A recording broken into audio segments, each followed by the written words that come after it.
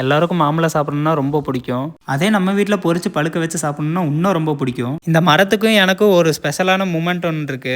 சின்ன வயசுலேருந்தே இப்போ வரைக்குமே இந்த மாங்காய் மரம் வந்து எங்கள் கூடயே இருக்கு. வாங்க மாங்காயை பறித்து நேச்சுரலாகவே எப்படி பழுக்க வைக்க போகிறதுன்னு நான் உங்களுக்கு காமிக்கிறேன்.